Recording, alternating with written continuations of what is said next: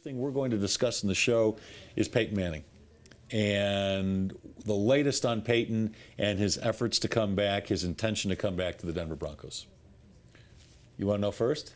Yeah, I would like to. First, I want to tell everybody. Yeah, see, you got that old sports anchor. It's coming up at 10:20. I want to know right now. We call it a tease. That's why we call it a tease. Well, we're on the show. We don't have to tease. I get it. People but first, are with us. I want to tell everybody they can tweet us at the Sports Show. So if you want to become any part of the discussion on the Peyton subject or anything else, I don't want to be here. At if the you're not Sports going to Show give us the story or right off the top. Facebook.com/the Sports Show. You Okay, sit back down. I'm ready. going to give you the news. You ready? I'm going to give you the news right now. Please, Mr. Paige. I want to stand have up a seat. for this. I want to stand up for this. And this segment, by the way, is sponsored by the Harmony Foundation. What is it? I'll tell you a little bit more about the Harmony Foundation in a second. What is it with you TV people? I've been told that Peyton is back in the facility and he is working out. He is lifting weights. Now, there's still the lingering thigh issue, which he told us about on Friday at the Super Bowl. He said he's still not completely past it, but he is back in the gym. He is lifting. He is working out. And the purpose of this is to, one, get his body healthier from the way he ended the season. And number two, he wants to work out and see how his body responds, to see if this is what he wants to continue doing. I'm told he feels very, very good, that the workouts are going well, and his body is really bouncing back from what was a very tough season for him.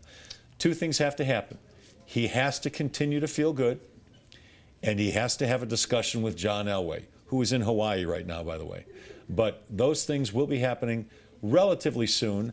I think we're both in agreement. It's not going to happen before the end of the week, as some reports have said, but it will happen soon enough. It will certainly happen by the first week in March, which is only 3 or 4 weeks away. Which is what I said 3 weeks ago. But that's what's happening with Peyton right now. He's working out. He's getting past the thigh issue. And then he needs to have a discussion with John Elway. That is a great scoop. Thank you. I haven't seen that anywhere. I mean, you've got that information yourself, right? I did. Well, maybe the Denver Post over in the corner will get you on the phone and interview you, so they'll have the story too.